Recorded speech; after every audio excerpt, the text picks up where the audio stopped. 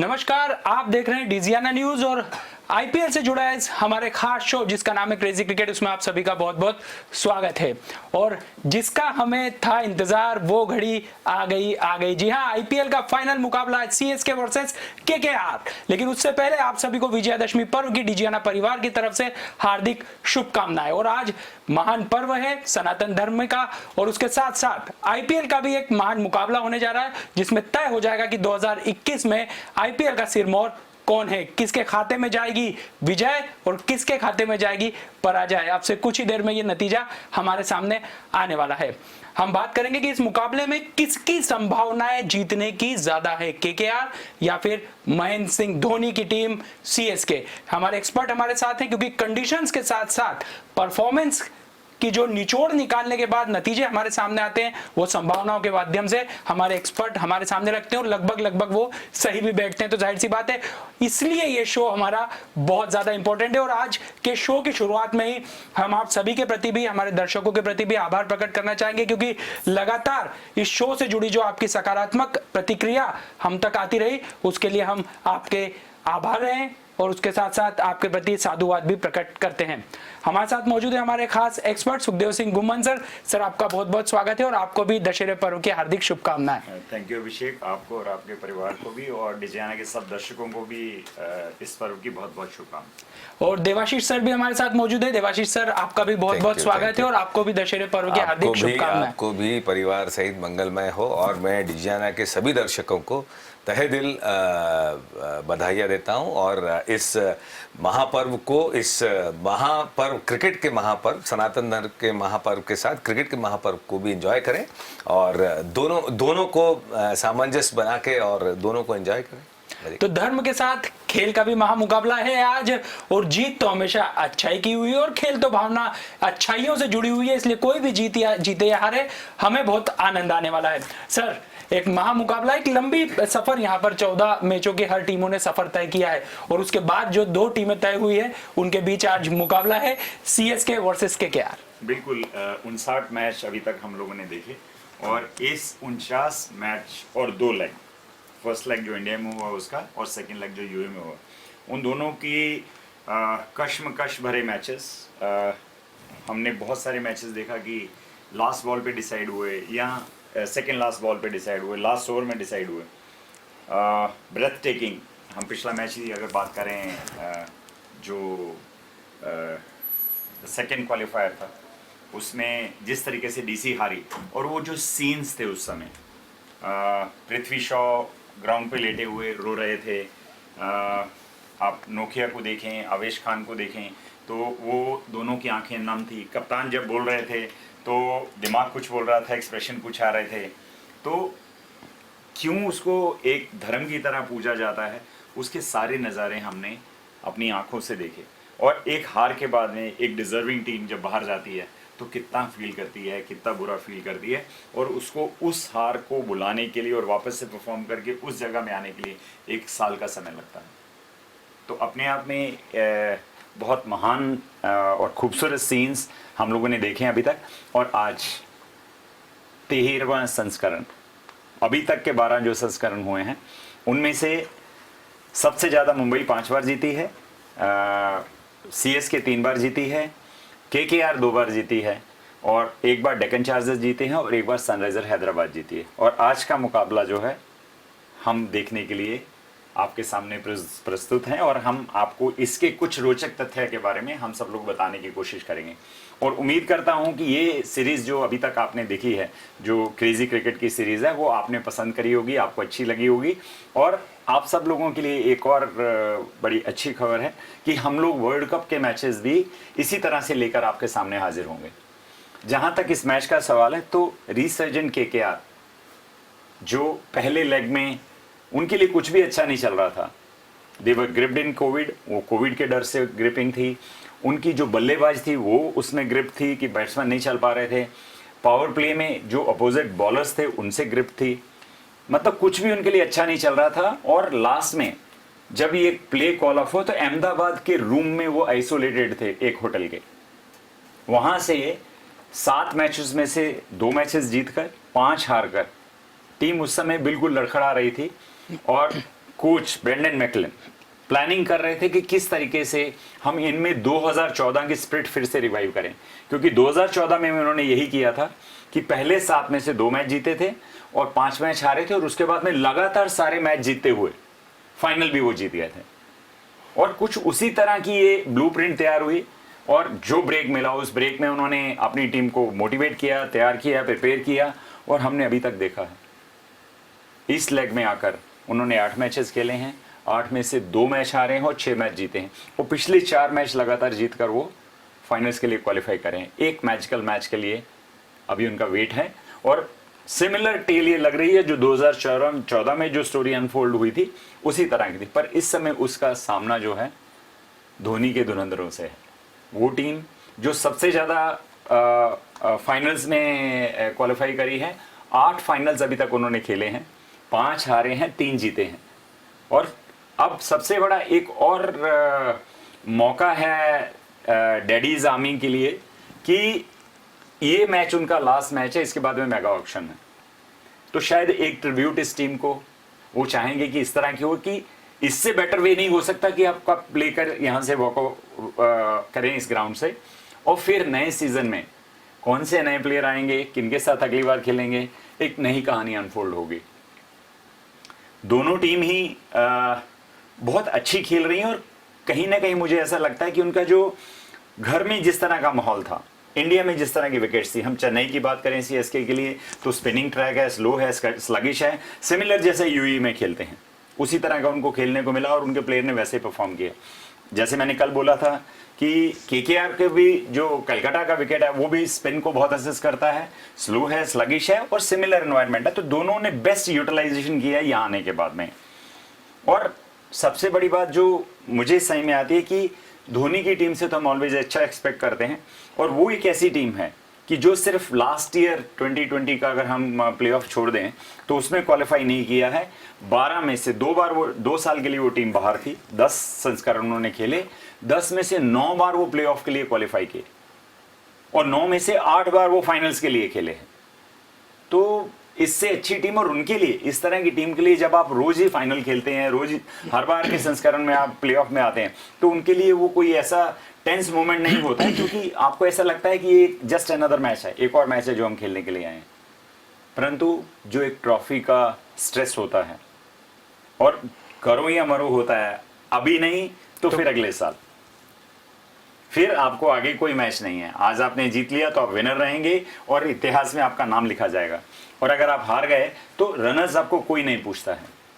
ये कहा जाता है कि हाँ फाइनल में आए थे, खेले थे और हार गए थे।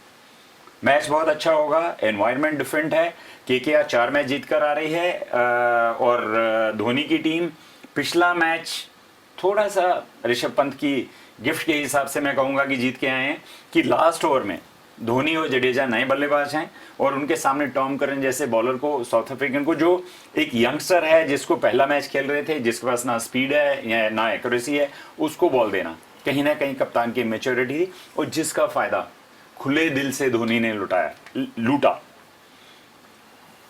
हमने देखा किस तरीके से उन्होंने बैटिंग करी, और कहीं ना कहीं ये ग्लिम्सेस दी कि वो पुराना वाला धोनी है जो हमें चौके छक्के मार के टीम को जिताता हुआ दिखाता था। पर दोनों टीम ये जो खेल रही हैं, इनमें से दोनों कप्तान है, दोनों कप्तान वर्ल्ड कप विनर हैं। धोनी ने इंडिया के लिए वर्ल्ड कप जीता था, और इयान मॉर्गन ने इंग्लैंड के लिए जीता था। बट दोनों ही बल्लेबाज कोई खास नहीं विद द बैट नहीं कर पा रहे हैं। हाँ, अपनी दोनों जो हैं अपनी कैप्टेंसी के कारण से डेफिनेटली टीम को कंट्रीब्यूट कर रहे हैं। परंतु आज बहुत बड़ा दिन है, और मुझे लगता है कि दोनों कप्तानों के लिए, कप्तानी तो अच्छी कर ही रहे हैं, उसके बिना बैट से भी अच्छा करना बहुत जरूरी है। धोनी ने पिछली बार दिखाया कि वो थोड़ा फॉर्म में आ रहे हैं, शायद आज लगता है कि मॉर्गन भी आज बैटिंग करके दिखाएंगे और बताएंगे कि नहीं, हम भी ये मैच जीत सकते हैं, हम भी ये मैच जीत सकते हैं। देवाशीष सर, वैसे आज एक बहुत अच्छा एक अलग तरह का संयोग भी है आज के दिन की, कोई भी टीम जीते कप, लेकिन उसमें जीत छुपी होगी न्यूजीलैंड की। वो इसलिए कि दोनों टीम के कोच न्यूजीलैंड से हैं।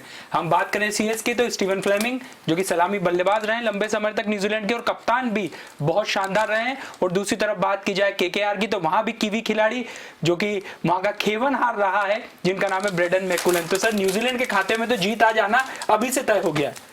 बिल्कुल सही है। और स्टीवन फ्लेमिंग को अगर आप देखेंगे तो बहुत लंबा समय टीम के साथ जुड़े हुए हैं और मुझे लगता है कि बहुत लंबा अरसा हो गया और उनके उनके कोचिंग में सीएसके ने बहुत बेहतर परफॉर्मेंस दिया है। जैसे सुखदेव भाई ने बताया कि 10 में से दो साल अनफॉर्चुनेटली वो नहीं खेल पाए थे। 10 में से 9 संस्करण में आपने प्लेऑफ में क्वालिफाई किया, उसमें से 8 में आप फाइनल्स खेले हैं, 3 जीते हैं, आप 5 हारे हैं। तो कहीं ना कहीं जो स्टैटिस्टिक्स आपके बताते हैं और जो आपका कोच उस पूरे दौरान आपके साथ रहा है स्टीवन फ्लेमिंग, बहुत अच्छा कॉम्बिनेशन। वो भी जब आप अगर न्यूजीलैंड के जब वो कप्तान हुआ करते थे तब आप देखेंगे कि वही उतने ही काम कूल कस्टमर उनको कहा जाता था, वैसे ही कप्तान उनको मिले हैं माही के रूप में, वो भी वैसे ही।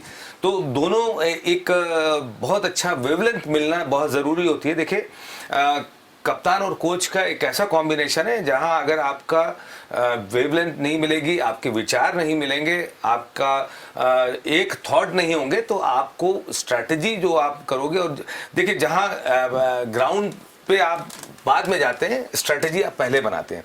तो जब भी आपकी स्ट्रैटेजी बनती है और आप अगर एग्री डिसएग्री वहीं अगर हो जाते हैं और वहाँ पे मुटाव या मनभेद होता है और उसी चीज़ को लेके जब अगर कप्तान फील्ड में उतरता है और उसको फिर अपना, क्योंकि ये T20 क्रिकेट इंस्टेंट क्रिकेट है, आपको सोचने के लिए बहुत लंबा समय नहीं होता, आपको इंस्टेंट आपको डिसीजन लेने होते हैं और उसको इम्प्लीमेंट करना होता है।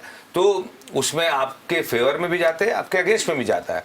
तो वहाँ पे वो दोनों कोच और कप्तान का बहुत अच्छा कॉम्बिनेशन जो बाकी फ्रेंचाइजी में कम देखने को मिला है।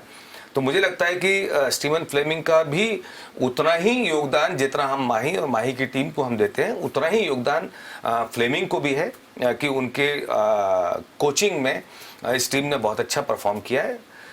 ब्रेंडन मैक्यूलन के साथ सबसे बड़ा प्लस है कि उन्होंने बहुत आईपीएल को बहुत करीब से एज ए प्लेयर और एज ए कोच इंजॉय भी किया है, खेला भी है। उनके बैटिंग के हम सब मुरीद हुआ करते थे। पहला 100 उनका है और जब वो बैटिंग करने आते थे तो बड़ा मज़ा, मतलब ताबड़तोड़ बैटिंग और बड़ा यूनिक सा उनका स्टाइल हुआ करता था। तो जिस तरह से उन्होंने गेम को खेला, आईपीएल को जिस तरह से खेला और इंटरनेशनल क्रिकेट जिस तरह से खेला, मुझे लगता है कि उसी लय, उसी रिदम और उसी तौर तरीके से वो अपने प्लेयर्स को खिलाना चाह रहे हैं। बहुत बड़ी चीज़ है कि आप किस तरह से, अच्छा यहाँ भी कॉम्बिनेशन बहुत अच्छा बना हुआ है कि मॉर्गन और बैक्यूल का अंडरस्टैंडिंग बहुत अच्छी है। जैसे मॉर्गन ने खुद बोला कि वेंकटेश कोच की पसंद, तो आपने कोच के पसंद को भी एंडोर्स किया, आपने रिस्पेक्ट दिया और जिस जगह आप खिलाना चाहते थे, जिस जगह कोच उसको वेंकटेश को खिलाना चाहते थे, जिस तरह से वो यूज करना चाहते थे, आपने उसको उस तरह से फील्ड में किया, ग्राउंड पे किया। तो बहुत अच्छा कॉम्बिनेशन है और मुझे लगता है कि सुखदेव भाई जो दोनों टीमें जो बेहतर प्रदर्शन करते हैं हर तरह से, हर फील्ड में, आप स्किल ले लो, आप फील्डिंग का देख लो, आप बैटिंग देख लो, आप मेंटल जिस तरह से बाउंस बैक किया, जैसा सुखदेव भाई ने बताया कि लास्ट ईयर नहीं क्वालिफाई कर पाए थे, वो एक बहुत बड़ा प्रेशर बैक ऑफ माइंड आपके रहता था। शुरुआत में लय मिली, उस लय को धोनी की टीम ने पकड़ा और इनिशियल मैचेस को बहुत गंभीरता से लेते हुए उन्होंने अपनी जगह को सबसे पहले सिक्योर किया कि हम कोई इफ्स एंड बट्स नहीं चाहते या अंक तालिका में ऊपर नीचे हों, ये जीते या वो जीते, मर्सी पे नहीं रहना चाहते, हम क्वालिफाई करना चाहते हैं। वो एक बहुत बड़ी खासियत रही है सीएसके की। वहीं आप देखेंगे तो जैसा सुखदेव भाई ने बताया कि कोइंसिडेंस कि पहले जब जीते थे तो पहले राउंड में वो 5 मैच हारे, 2 मैच जीते, फिर उन्होंने क्वालिफाई, जब दूसरे सेकंड फेज में जब आए तब उन्होंने उसके पलट रिजल्ट दिया और उन्होंने चैंपियनशिप उठाई। तो ये कोइंसिडेंस भी बहुत बहुत इंपॉर्टेंस रखते हैं आप जब एनालाइज करोगे चीज़ों को। तो जिस तरह से केकेआर ने भी कमबैक किया बहुत रिमार्केबल है मुझे लगता है कि बाकी फ्रेंचाइजी को भी उसका अनुपालन करने की कोशिश करना चाहिए कि जिस तरीके से आपने स्टडी किया, जिस तरह से एनालाइज किया, जिस तरह से इम्प्लीमेंट किया, और सबसे इम्पॉर्टेंट होता है कि आप अपने प्लेयर्स को कैसे बैक करते हैं। ये काम होता है कोच का और सपोर्ट स्टाफ का। कैप्टन के पास फील्ड होता है, जब वो फील्ड में जो करवा सकता है वो फील्ड में करवाता है, लेकिन फील्ड के बाहर वो एक कोच का दायरा होता है और उसमें कोच की बहुत इंपॉर्टेंट रोल होता है कि वो अपने प्लेयर्स से कैसे बेस्ट परफॉर्मेंस निकलवा पाए, विच इज़ वेरी इंपॉर्टेंट। मुझे यह लगता है कि दोनों, अगर आप देखेंगे तो फ्लेमिंग को एक जैसे सुखदेव भाई ने बताया कि डेडिस टीम है, तो वो एक्सपीरियंस के साथ प्लेयर्स मिले हैं जो उम्र के लिहाज से केकेआर के जो यंगस्टर्स हैं उनसे ऊपर हैं। यहाँ पे इस कोच को, मैक्यूलन को, यंग ब्लड मिला है। यंग ब्लड के साथ वो प्लेयर्स मिले हैं जो शोल्डर, अपने हेड को शोल्डर पे रखे हुए हैं, इन द सेंस कि वो क्रिकेट को समझ रहे हैं, किस तरह से क्रिकेट को खेला जाना चाहिए, किस तरह से क्या क्या रिस्पॉन्सिबिलिटी कोच ने आपको दी हुई है, उस रिस्पॉन्सिबिलिटी को बहुत अच्छे तरीके से वो निभा पा रहे हैं। तो ये एक यूनिक कॉम्बिनेशन इस कोच कैप्टन और दोनों कोच का, दोनों टीमों का मुकाबला बहुत इंटरेस्टिंग होगा। और आज महेंद्र सिंह धोनी मैदान पर उतरते से ही ऐसे पहले खिलाड़ी बन जाएंगे जो 300वां अपना T20 मुकाबला खेलेंगे। ये अपने आप में एक माइलस्टोन है और जैसा कि हम उम्मीद कर सकते हैं कि ये और किसी के बस की बात नहीं है, सिर्फ महेंद्र सिंह धोनी के बस की ही बात है। और दूसरी तरफ बात की जाए लक वर्सेस ब्रेन, क्योंकि इयान मॉर्गन लकी कप्तान माने जाते हैं क्योंकि इंग्लैंड क्रिकेट का जनक देश है, लेकिन खिताबी सूखा वर्ल्ड कप में ये टीम खत्म नहीं कर पाया था। लेकिन इयान मॉर्गन की कप्तानी में ही इंग्लैंड ने 2019 में पहली बार वर्ल्ड कप हासिल किया। तो जाहिर सी बात है ये बतौर कप्तान इयान मॉर्गन के साथ उनकी खुशकिस्मती भी चलती है। और दूसरी तरफ सामने है महेंद्र सिंह धोनी जिन्होंने आईसीसी के सभी फॉर्मेट्स में भारतीय टीम को वर्ल्ड कप जितवाया है। क्या कहेंगे sir, luck versus brain?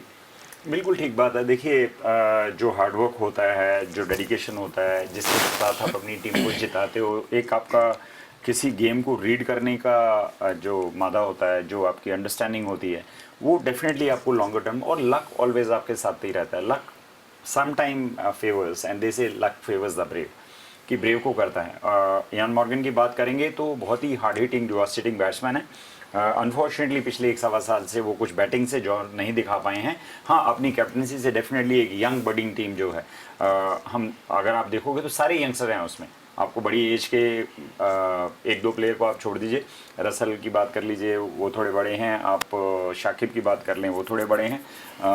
Otherwise आप एवरेज देखेंगे तो सारे यंगस्टर आपको दिखेंगे ज़्यादातर केकेआर की टीम में, और ज़्यादा इंडियन प्लेयर के ऊपर भरोसा किया हुआ उन्होंने। और जिस तरीके से पिछली बार भी हमने कहा था कि उन्होंने कहा था कि वैंकी जो है, वेंकटेश जो है, अय्यर जो एमपी से हमारे यहाँ से खेलते हैं, वो उनको एलिवेट किया और जो प्रमोट किया और जो लाया वो कोच लेकर आया कि इनको इस जगह पे खिलाना है। तो एक कोच जो है, अगर आपके पास में उस तरह का हो, उस तरह की पारखी नज़र रखता हो कि हमारे पास ये हीरा है, ये हीरा कहाँ खिलाना चाहिए। देखिए, एक बच्चे का आना और पूरी टीम की फॉर्म बदल जाना। पहले संस्करण में जैसे हमने बोला कि 2 मैच जीते 7 में से, और सेकंड संस्करण में यहाँ आकर पिछले 5 मैचेस की हम बात करें तो वेंकटेश ने खेलना चालू किया और लगातार 4 मैच इन्होंने जीते हैं, कंटिन्यूसली 4 ऑन द ट्रॉट जीते हैं।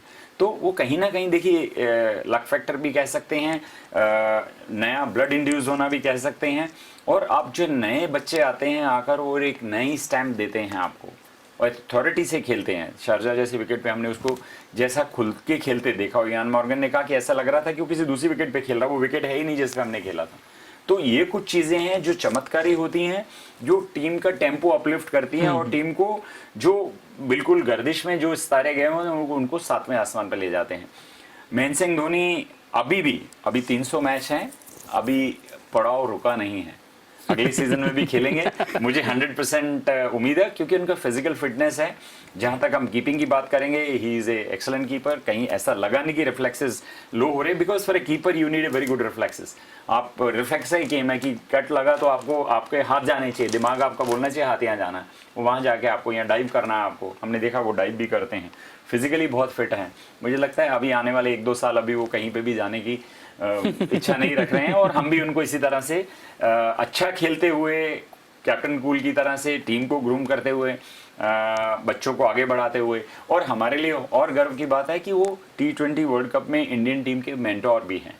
तो वो आदमी जो क्रिकेट को अच्छे से रीड करता है, बच्चों को रीड कर रहा है, IPL में अपनी टीम आगे लेके चल रहा है, वो हमारी टीम के लिए 100% हेल्पफुल होगा यूएई की कंडीशन में, और यहाँ जो अभी T20 वर्ल्ड कप होने वाला है। तो उनका योगदान तो जितना कहा जाए कम है दोनों कप्तानों में डेफिनेटली, बट मुझे एक चीज़ दिखती है, क्योंकि वो अब इंटरनेशनल क्रिकेट में नहीं है तो उनकी बैटिंग के ऊपर वो इतना एम्फेसाइज नहीं कर रहे हैं। क्योंकि अगर हम बात करें चेन्नई की बैटिंग लाइनअप की, तो जयस हेजलवुड भी 6 मारते हैं, दीपक चार ने 60 रन किए इंटरनेशनल में, हमने देखा 60 रन बनाए उन्होंने। तो जो 10वें नंबर पे बैट्समैन आ रहा है वो 60 रन बना चुका है। उससे पहले शार्दुल ठाकुर आते हैं, टेस्ट मैच में 250 बना चुके हैं, और जोस हेजलवुड जो हैं वो भी कोई इस तरह से बैट से बिल्कुल ऐसे नहीं कि साहब नहीं मैं तो आया हूँ और आप मेरा विकेट ले लो, वो भी अच्छे लंबे लंबे शॉट मारना जानते हैं। तो उसमें अगर एक विकेट आपका, एक बैट्समैन आपका अगर फॉर्म में नहीं है किसी कारण से, या कोई उसका बैड टाइम चल रहा है, तो मुझे लगता नहीं कि उससे टीम में बहुत ज़्यादा वेरिएशन आना चाहिए। पर उनका जो मैजिक है वो मैजिक हमेशा दिखाते रहते हैं। और ऑन द कॉन्ट्री जो उनके काउंटर पार्ट हैं, जो इयान मॉर्गन है, वो इंटरनेशनल क्रिकेट अभी भी खेल रहे हैं, और उनके लिए बहुत ज़रूरी है कि आज के मैच में ज़्यादा अच्छा परफॉर्म करना, क्योंकि वो वर्ल्ड कप में इंग्लैंड की तरफ से खेलेंगे। तो अगर आप इन्हीं कंडीशन में खेल रहे हैं और बैटिंग आपकी क्लिक नहीं कर रही है, तो you are not going to do anything good to your team. आप एक IPL में फाइनल में अच्छी बैटिंग करते हुए, और आपसे एक्सपेक्टेशन है, MS धोनी से भी एक्सपेक्टेशन नहीं हो, इंटरनेशनल क्रिकेट से रिटायरमेंट ले चुके हैं, इयान मॉर्गन अभी भी इंटरनेशनल क्रिकेट खेल रहे हैं। ये दो बड़ी वेरिएशन है दोनों कैप्टन्स में, कि जिसको इंटरनेशनल क्रिकेट खेलना होता है उसको ज़्यादा समय देना होता है, उसको ज़्यादा स्कोर करना होता है, उसको दिखाना होता है कि मैं बैटिंग में ऐसा कर रहा हूँ, और आप तो हैं ही बैट्समैन, एज ए बैट्समैन ही आपकी सिलेक्शन है, तो उनको बेटर करना होगा। परंतु ये ग्राउंड के ऊपर अगर हम देखें, अभी तक जो मैचेस शारजा से उठकर इधर आए, वहाँ एक स्ट्रिप ऐसी थी, विकेट ऐसा था कि जो बॉलर को असिस्ट करता था बल्लेबाजों को नहीं, परंतु यहाँ बिल्कुल गेम पलट गया है। अगर आप यहाँ उठा के देखेंगे, पिछला मैच हमने देखा तो DC ने 172 रन बनाए और CSK ने 172 चेज कर लिए। 172 रन बहुत बड़ा स्कोर होता है क्वालिफायर्स की अगर हम बात करें। एक लीग गेम में होता है, ठीक है, आप हार भी जाएं या कुछ भी है, चेज हो जाना। और इस विकेट का जो अभी तक का रिकॉर्ड है, इस पिच का जो रिकॉर्ड है, उस रिकॉर्ड में 12 गेम अभी तक खेली गई हैं, जिनमें से 3 बैटिंग फर्स्ट जीती हैं और 9 बैटिंग सेकंड जीती हैं। और पिछले 8 मैच लगातार जिस टीम ने बाद में बल्लेबाज करी है उन्होंने जीती है। 2-3 फैक्टर हैं उसमें, एक फ्लैट विकेट है, वो बॉलर के लिए बहुत कुछ नहीं है। दूसरा ड्यू फैक्टर बहुत ज़्यादा इंपॉर्टेंट है, बहुत क्रूशियल है। यहाँ पे ड्यू बहुत आता है, जब ड्यू आता है तो बॉल को ग्रिप करना मुश्किल होता है। आपके पास कितना अच्छा बॉलर हो, वो बॉल नहीं पकड़ पाएगा तो बॉल नहीं कर पाएगा। और तीसरा, जब ड्यू आपको विकेट के ऊपर गिरता है तो बॉल बैट के ऊपर और ज़्यादा अच्छे से आती है, और ज़्यादा से अच्छे आने से उतनी तेज़ी से हो जाती है। और चौथा, फील्डर्स के लिए और मुश्किल होता है गीली बॉल को पकड़ना, और सरफेस के ऊपर जब ड्यू होता है तो बॉल तेज़ निकलती है, स्किड करती हुई जाती है, तो आप बॉल कैच नहीं पकड़ पाते हैं, बॉल रन नहीं रोक पाते हैं। तो सारी चीज़ें जो हैं वो ऑड्स आपके अगेंस्ट होते हैं। हमने लास्ट टाइम भी कहा था कि इस तरह के बड़े मैचेस में कोई ना कोई रेगुलेशन चेंज होना चाहिए। मैं तो ऐसा सजेस्ट करूंगा कि या तो डे मैच होना चाहिए, अगर वो पॉसिबल नहीं, आपको इवनिंग भी करना है तो दोनों इनिंग में टॉस होना चाहिए, और 10-10 ओवर के मैचेस होने चाहिए। पहली इनिंग 10 ओवर की, सेकंड इनिंग 10 ओवर में, दोनों में टॉस होना चाहिए। क्योंकि एक बार कोई टॉस से लकी हो गया तो इसका ये मतलब नहीं कि उसको मैच हार जाना चाहिए। He should be given A second chance. Second 2020 में फिर से आप वो 10-10 में आप स्प्लिट कर दीजिए, कि जैसे हम टेस्ट मैच में 4 इनिंग खेलते हैं, इसी तरह से इसमें भी हम लोग 2-2 इनिंग खेलेंगे, 2-2 4 दोनों की हो जाएंगी। 1-1 20 ओवर एक स्टेज पे जाने बजाय 10-10 ओवर में। आपको पता है 10 ओवर में आपका स्कोर कितना, अपोजिशन का कितना, आपको क्या होना। मुझे लगता है इससे क्रिकेट रोचक भी हो जाएगी, और कम से कम अनड्यू एडवांटेज किसी एक टीम को नहीं मिलेगा। परंतु आज ये सारे हम स्पेकुलेशन लगा रहे हैं, और हम सोचते हैं कि BCCI ये सारे चेंजेस नॉर्म्स करेंगी, पर कुछ ना कुछ हमेशा क्रिकेट में अपग्रेड होता है, अच्छा होता गया है। जो पुरानी चीज़ों में, जिन चीज़ों में लकूना रहा है, कमी रही है, उसको BCCI ने या ICC ने उसको इम्प्लीमेंट किया है, उनको बेटर किया है, ख़राब चीज़ें हटाई हैं, नई चीज़ें लेकर आए हैं। डेफिनेटली इन सब चीज़ों में, जैसा हमने बात किया कि अगर हम बॉलिंग की बात करेंगे तो बॉलिंग में एक DRS में एक कमी है कि एक ऑफ स्पिनर अगर बॉल कर रहा है तो उसकी बॉल डेफिनेटली अंदर आएगी, और बैट्समैन उसका नजायज फायदा क्या उठाता है, ऑप्शन से बाहर पैड लेके जाता है। ऑप्शन से बाहर अगर इम्पैक्ट है और हिटिंग भी है तो भी आप नॉट आउट होंगे। तो मुझे लगता है इस तरह से कुछ चेंजेस ICC को लाने होंगे कि अगर आपकी बॉल हिट कर रही है, एक स्पिनर क्या करेगा उसमें, क्या। और एक बहुत बड़ा अपडेट आप अभी है कि केकेआर ने टॉस जीता है और टॉस जीतने के बाद में उन्होंने गेंदबाजी ली है। तो फिर से luck smiled on Ian Morgan और जो ट्रैक रिकॉर्ड अभी तक हम कहते चले हैं कि win the toss win the match, क्योंकि सारी कंडीशन आपके फेवर में है। तो धोनी के लिए ये एक मैच मुश्किल होने वाला है। हम सर बात कर रहे थे लक वर्सेस ब्रेन, यहाँ पहला लक तो जो है रिकॉर्ड के लिहाज से साबित हुआ मॉर्गन के लिए। लेकिन सर एक महत्वपूर्ण बात अब मैं दादा से पूछना चाहूंगा कि क्या फाइनल से पहले वेंकटेश अय्यर से कुछ चर्चा हुई है, कुछ टिप्स दिए आपके द्वारा खास उन्हें? नहीं, वेंकटेश से बात होती रही है और यही था कि जो सबसे बड़ी चीज़ थी कि एक यंगस्टर को जो प्रेशर आता है कि जब आपको रिकॉग्नाइज करने लगते हैं, जब आपको पूछने लगते हैं, आपसे बहुत ज़्यादा एक्सपेक्टेशंस जब होने लगती है, तब आपको प्रेशर आने लगता है। ये एक नेचुरल फिनोमेना है और एक ह्यूमन टेंडेंसी है। उसमें जो बहुत टफ होता है वो उस प्रेशर को आसानी से हैंडल कर पाता है। लेकिन एक यंगस्टर के लिए जब आपको एक आईपीएल मैच के बाद अच्छा करने के बाद आपको इमीडिएट उस रिकॉग्नाइज किया जा रहा है, तो एक प्रेशर बहुत बड़ा होता है। वो तो उसको हैंडल करना मुश्किल आता है। जब मेरी बात हुई थी तो मैंने उसको यही वेंकटेश से बात हुई थी कि अभी आप भूल जाओ कि आपको लोग पूछने लगे हैं, लोग आपको देखने लगे हैं कि आप इंडिया रिप्रेजेंट कर सकते हैं, आपको कवर अप के लिए भी सोचा जा रहा है, किया जा रहा है।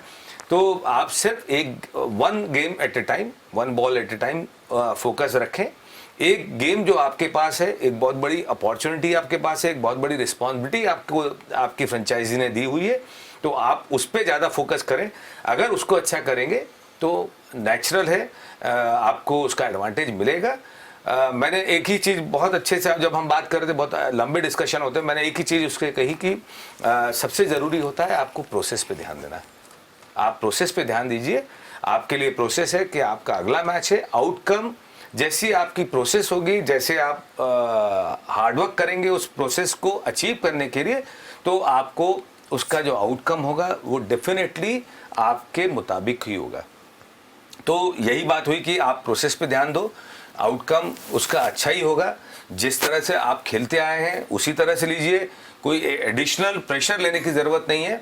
और सबसे बड़ी चीज़ है कि जिस तरह से आप गेम को खेल रहे हैं, आप बहुत लंबा ये मत सोच के जाना कि मेरे को 20 ओवर पूरे खेलने हैं या मैं रन थ्रू करूं साइड को। मैंने कहा जो गेम है वो गेम खेलो, जो फ्लो है उस फ्लो को चलने दो। आपको वो बॉल अगर मिलता है जिसको आप मार सकते हैं, उसको क्लियर करो।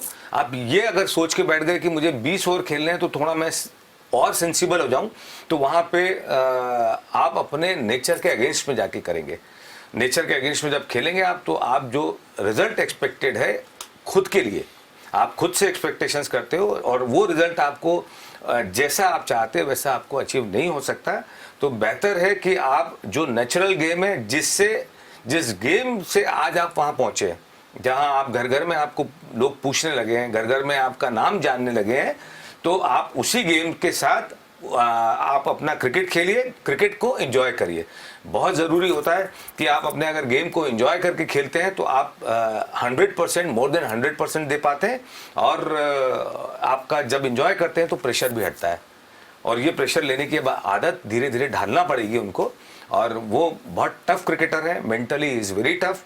और सबसे बड़ी चीज़ है कि काफ़ी लिटरेट हैं, जो हमको उनकी बातों से सुनने को मिला, जो उनके इंटरव्यूज़ हुए हैं, जो हमने देखे हैं कि एक यंगस्टर के लिए इतने कॉन्फिडेंटली जवाब देना और सही जवाब देना वो बहुत इंपॉर्टेंट होता है। तो मुझे लगता है कि वेंकटेश एक ऐसे प्लेयर हैं जो चीज़ों को बहुत जल्दी अडॉप्ट करते हैं और लेट्स सी कैसे वो हैंडल कर पाते हैं। देवाशीष, मैं और एक चीज़ इसमें ऐड करना चाहूँगा कि ये बहुत अर्ली डेज हैं वेंकटेश के करियर में।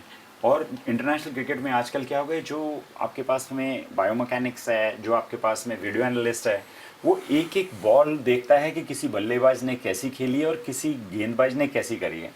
वो कुछ मैचेस के बीच में जो शॉर्ट कमिंग आपकी ढूंढने लगते हैं। अगर आपने देखा हो तो 2 शॉर्ट कमिंग मैंने जो देखी, जो यहाँ टीम ने उसको इनकैश करने की कोशिश करी, वो ये है, एक तो शॉर्ट ऑफ लेंथ बॉल को वो छोड़ नहीं पाते हैं, मतलब उसको कनेक्ट करते हैं, मारने की कोशिश, पुल करने की कोशिश करते हैं, हुक करने की कोशिश करते हैं।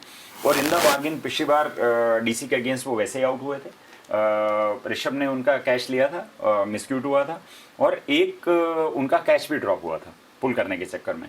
तो जो टीम है वो आपकी वीकनेस, और हमने देखा था कि उनको लेग साइड पे बॉल करने की कोशिश कर रहे थे कि लेग साइड्स पे एक दो वाइड भी गई वहाँ पे, कहीं ना कहीं उस जगह पे वल्नरेबल उनको टीम को लग रहा है और वो सॉर्ट आउट करने की कोशिश करेंगे। और वो तब जब आप एक बहुत चतुर कप्तान के सामने खेल रहे हैं, महेंद्र सिंह धोनी जैसे, वो जो हर प्लेयर की वीकनेस स्ट्रेंथ जो है, उनके स्वैट एनालिसिस है वो करके रखता है कि भाई इसकी स्ट्रेंथ एरियाज क्या है, ये कहाँ खेलेगा, इसकी कमजोरी क्या है। आई एम श्योर आप देखिएगा, आज आपको देखने को मिलेगा वो सर्टन कुछ एरियाज को यूटिलाइज करने की कोशिश करेगा सीएसके, जिसके ऊपर वैंकी जो है कहीं ना कहीं फंस जाए। उसी तरीके से अगर मैं आज सीएसके की बात करूंगा तो सीएसके का इस फाइनल तक पहुंचने के रोड मैप में अगर हम देखें तो सबसे बड़ा प्ले रहा है उनकी opening partnership, Faf du Plessis और ऋतुराज गायकवाड़। दोनों ने 1150 रन बनाए हैं, जो किसी भी ओपनिंग पेयर की तरफ से सबसे बड़ी पारी इस सीजन में है। और जो फाफ डु प्लेसी हैं वो एक एग्रेसर के रोल में खेल रहे हैं, जो ऋतुराज गायकवाड़ हैं वो एक एंकर के रोल में खेल रहे हैं। उसके बाद में जो दीपक चाहर हैं वो नई बॉल अच्छी करते हैं। उसके बाद में दिवेन ब्रावो जो डेथ बॉलिंग बहुत अच्छी कर रहे हैं। जो सैडलबर्ड जो बॉलिंग करते हैं वो हार्ड लेंथ पे करते हैं कि उसको हिट करना मुश्किल होता है। और कप्तान धोनी जो है वो मैजिक करते हैं। उन्होंने पिछले मैच में भी दिखाया कि अपने आप को प्रमोट किया और प्रमोट करके आकर जो 12 रन की जरूरत थी जिताने के लिए लास्ट ओवर में जिता दिया। परंतु आउट ऑफ द बॉक्स सोचना वो हर कप्तान की जरूरत है। और मुझे लगता है आज ब्रेंडन मैकलिन ने और इयान मॉर्गन ने 100% ये चीज़ शॉर्टलिस्ट कर ली होगी, ढूंढ ली होगी कि ऋतुराज गायकवाड़ को इस पूरे सीजन में 19 शॉर्ट बॉल करी गई, शॉर्ट या शॉर्ट ऑफ लेंथ बॉल करी, उनमें से 3 बार उसका विकेट आया। तो शायद अपोजिशन ने उसको कोई एक्सप्लोर नहीं किया है पहला। तो आज आपको देखेगा कि जब बैटिंग होगी तो उस बैटिंग के समय इनके पास में रॉ फास्ट बॉलिंग है कि आपको दिखेगा कि वो short of length ball on the body आ रही है और वो उसको एक्सप्लोर करने की कोशिश करेंगे। वहीं अगर फाफ डु प्लेसी की बात करेंगे तो मुझे लगता है कहीं ना कहीं इयान मॉर्गन को सुनील नारायण को पहले लाना होगा, क्योंकि सुनील नारायण ने रिसेंटली उसको 2 बार आउट किया है और 9.1 ओवर में उन्होंने कुछ 64 रन अभी तक उनको कंसीड किए हैं। जो रन रेट भी उनका जो है देखा जाए तो 5 रन के आसपास है। तो ये कुछ चीज़ें हैं जो कप्तान नोट करते हैं और इस तरह के क्रूशियल मैचेस में उसको एक्सप्लोर करने की कोशिश करते हैं। धोनी की टीम के लिए कुछ ऑड्स अगेंस्ट हैं, टीम बहुत अच्छा खेल रही है। ऑड्स ये हैं कि ये एक अच्छा विकेट है, इसके ऊपर रन ज़्यादा बनते हैं और ड्यू फैक्टर के कारण से मोस्टली मैचेस जो है बैटिंग सेकंड जीतती है। तो आज हमें देखना होगा कि वो चतुर कप्तान जो 300वां मैच खेल रहा है वो आउट ऑफ द कैप क्या लाता है, आउट ऑफ द बॉक्स क्या लाता है, कि जिसके तरीके से पहली जो मुझे लगता है एक स्कोर आपका कम से कम 185-190 रन यहाँ पे होना चाहिए। सबसे पहला वो सोचेंगे कि किस तरीके से केकेआर की जो 3 स्पिनर की तिगड़ी है जो मिडिल ओवर को कंट्रोल करती है, उससे शैकल ब्रेक कैसे किया जाए, उनको कैसे मारा जाए ताकि रन हमारे ज़्यादा हो सकें। रन ज़्यादा होंगे तो आपके पास चांस रहेगा जीतने का, रन कम होंगे तो आपकी बैटल बहुत मुश्किल होने वाली है। देवाशीष सर, कितना एक स्कोर ऐसे विकेट पर जहां पर बाद में बल्लेबाजी ज्यादा आसान होती है, गेंदबाजी करना मुश्किल होती है। और हमने इस विकेट पर जैसा सर ने बताया आंकड़ों के आधार पर कि 9 मुकाबले ऐसे देखे 12 में से जो बाद में बल्लेबाजी करने वाली टीम जीती और यहाँ 172 रनों का लक्ष्य भी प्राप्त किया गया है। कितना रिस्पेक्टेबल स्कोर यहाँ पर होना चाहिए जिससे केकेआर के खिलाफ सीएसके फाइटिंग पोजीशन पर रहे? देखिए, यहाँ सबसे इम्पोर्टेंट मुझे लगता है कि बहुत बड़ा फैक्टर होगा पावर प्ले को। जो भी टीम अभी तक पावर प्ले में बहुत अच्छा परफॉर्म करके आई है, डेफिनेटली उसने, देखिए बहुत सारी टीमें, हमने बहुत सारे मैचेस देखे जहाँ पे वो जीते ही पावर प्ले में जो उसको प्रॉपर यूटिलाइज किया है, जितने मैक्सिमम रन बना सकते थे बना के आपने, और बाकी आपका मिडिल ऑर्डर फ्लॉप हुआ है, पीछे रन नहीं बना पाए। लेकिन एक बहुत अच्छा स्टार्ट देने के बाद तो मुझे लगता है कि सबसे इम्पोर्टेंट है, क्योंकि अब आप टॉस हार चुके हो, एक ऑप्शन आपका खत्म हो गया। अब आपके पास जो बचता है कि आप बहुत अच्छा स्टार्ट दें, उस पावर प्ले को यूटिलाइज करें और जितना बड़ा स्कोर खड़ा कर सकते हैं उतना आपके लिए बेहतर होगा। क्योंकि एक सबसे बड़ी चीज़ है कि आपका जो केकेआर की एक जो स्पिनर्स की तिकड़ी है वो बहुत इंपॉर्टेंट रोल प्ले करेगी केकेआर की उसके लिए। यहाँ पे अगर हम बात करते हैं कि कैसे उसको काउंटर करते हैं, डेफिनेटली माही की टीम ने उसको कहीं ना कहीं उसको प्लान बनाया होगा उसका। फिर भी सबसे इंपॉर्टेंट है कि यहाँ पे आप कैसे उसको यूटिलाइज करते हैं, क्योंकि सबसे बड़ी चीज़ है, मुझे ये लगता है कि चेन्नई सुपर किंग्स के पास एक सबसे बड़ी प्लस है कि जो बॉलर्स हैं वो सारे बॉलर्स बहुत मैच्योर्ड हैं, बहुत वास्ट एक्सपीरियंस के साथ हैं। ड्यू फैक्टर डेफिनेटली किसी भी टीम के साथ को फर्क पड़ेगा, लेकिन एक बहुत इंपॉर्टेंट है कि सारे बॉलर्स आप उठा के देखेंगे तो शार्दुल, दीपक चहर को भी एक लंबा एक्सपीरियंस हो गया, इंटरनेशनल क्रिकेट का एक्सपीरियंस है। फिर आपके पास मोइन खान हैं, जडेजा हैं, जो ऐसे बॉलर्स हैं जो एक बहुत लंबे टाइम से आपका इंटरनेशनल क्रिकेट खेल रहे हैं, तो इम्पैक्ट पड़ेगा। लेकिन सबसे ज़रूरी है कि आप एक बड़ा टोटल, मुझे लगता है कि 170-180 के बीच का टोटल को आप डिफेंड कर पाएंगे, और उसके लिए सबसे इंपॉर्टेंट है कि डुप्लेसिस और ऋतुराज गायकवाड़ पावर प्ले में अच्छी शुरुआत, बहुत अच्छा अगर शुरुआत करते हैं तो डेफिनेटली आप वहां पे रिस्ट्रिक्ट कर सकते हैं। सर सहमत हैं आप? 170-80 में सहमत हूँ, परंतु मैं थोड़ा सा जो मेरा कंसर्न है या जो मैं केकेआर को वॉच कर रहा हूँ खेलते हुए, वो बहुत अनकन्वेंशनल तरीके से बॉलिंग करवाते हैं। मतलब वो कोई सेट फॉर्मेट में बॉलिंग नहीं होती है कि पहले शाकिब को लाएंगे, एक ओवर करवा देंगे, फिर उसके बाद में सुनील नारायण को लाएंगे, एक ओवर करा देंगे, उसके बाद में वरुण को लाएंगे, एक ओवर करा देंगे, उधर मीडियम फास्ट में मावी से करवा देंगे। तो आप जब एक ओवर खेलते हैं, जब आप थोड़ा समय नहीं लगते हैं बॉलर को, तब तक बॉलर हट जाता है, नया बॉलर आ जाता है। वेरिएशन ऑफ बॉलर्स, वेरिएशन बहुत ज्यादा। और सेकेंडली जो अगर हम इनके पांचों बॉलर की बात करेंगे तो पांचों की लाइन और लेंथ बहुत इमैक्युलेट है। मतलब वो लूज बॉल नहीं करते हैं, रन ज्यादा नहीं देते हैं, और विकेट कंटिन्यूसली चटकाते रहते हैं। अगर हम अभी तक के मैचेस की बात करें, आईपीएल के जो सेकंड लेग में अभी ये हुआ है, उसमें केकेआर ने बॉलिंग फर्स्ट अभी तक सारी टीमों को 140 रन के अंदर तक रेस्ट्रिक्ट किया है। जब उन्होंने पहले बॉलिंग करी है, 140 रन के अंदर उस टीम को रिस्ट्रिक्ट किया है। 140 रन रिस्ट्रिक्ट करना अपने आप में बताता है कि आपकी गेंदबाजी कैसी, कितनी स्ट्रॉन्ग है, कितनी अच्छी गेंदबाजी है आपकी। क्योंकि क्या आप जो दो बॉलर हैं, सुनील नारायण और वरुण चक्रवर्ती, उन दोनों को खेलना लिटरली मुश्किल है। हमने देखा कि किस तरीके से, वो बात अलग है कि शारजाह में विकेट कुछ असिस्ट भी कर रही थी, बट अदरवाइज भी उनके जो वेरिएशन है, मतलब वो एक तरह की बॉल तो करते ही नहीं है। और अच्छा बैट्समैन जो होता है, या जो आप फ्लैट डेक के ऊपर खेलते हैं, तो आप चाहते हैं कि बॉल कंसिस्टेंटली एक ही आनी चाहिए, आपको दिमाग लगाने का मौका नहीं लगना चाहिए कि ये ऑफ स्पिनर है, ये लेग ब्रेक है, ये सीधी आ रही है, ये स्लोअर पेस है। तो वो जितने वेरिएशन जो हैं 2020 में, बॉलर के लिए कुछ भी नहीं है, सिर्फ तब है जब वो वेरिएशन करता है, और ये टीम वेरिएशन करने में मास्टर है। तो हम डेफिनेटली हमने देखा कि पिछली बार जब दिल्ली खेल रही थी तो दिल्ली स्ट्रगल कर रही थी। पहले उनके 2-3 विकेट हो गए, 3 विकेट होने के बाद में भी उन लोगों ने जाकर 5 विकेट के ऊपर 172 रन बना दिए थे, क्योंकि फ्लैट डेक है ये बैटिंग के लिए बहुत कहना चाहिए बैटिंग पैराडाइज है। हर बैट्समैन के लिए वहां पे वो रन बना सकता है जाकर, तो रन तो डेफिनेटली बनेंगे, परंतु जिस तरह की बॉलिंग इनकी है वर्सेस, मैं इसका कहने का ये मतलब नहीं है कि सीएस के पास बॉलिंग अच्छी नहीं है। देवेंद्र ब्रेवो जो डेथ ओवर में बहुत अच्छी बॉलिंग है, क्योंकि उनके वेरिएशन भी बहुत ज़्यादा है। पर दीपक चाहर जो है वो एक मान के चलिए कि एक ऑन ऑफ टाइप की बॉलिंग कर रहे हैं। वो एक दिन आता है, वो नई बॉल के साथ में 2 विकेट 3 विकेट ले जाता है, एक आता है उसको 4 ओवर में 1 भी विकेट नहीं मिलती। तो आपको बॉलिंग में कंसिस्टेंसी चाहिए होगी, जो कहीं ना कहीं इस सीजन में हमने देखा है सीएसके में मिस कर रही है। डीसी के अगेंस्ट 3 विकेट पहले होने के बाद में 5 विकेट ही ले पाए पूरे मैच में, 2 विकेट और ले पाए, और 172 रन का स्कोर बन गया। और उतना अगर आप ऐसा लेट ऑफ यहाँ करेंगे तो आपके लिए मुश्किल होगा। देवाशीष सर, यहाँ सीएसके के सामने परेशानी 2 खिलाड़ियों में दिखाई देती है, एक सुरेश रैना और उनके साथ अंबाती रायडू। आज चार्ज लेना पड़ेगा इन खिलाड़ियों को।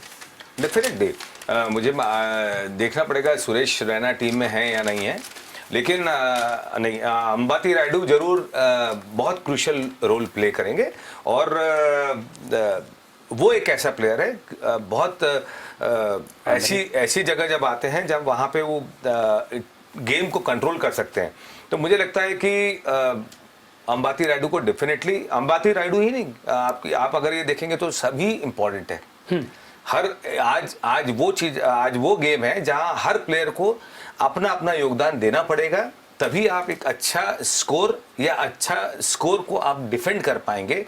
तो यहाँ कंसर्न सिर्फ अंबाती रायडू की नहीं है, आज माही को भी जो रिस्पॉन्सिबिलिटी आएगी वो भी आपके उसमें रहेगी, प्लस जडेजा एक क्रूशियल रोल फिर प्ले करेंगे।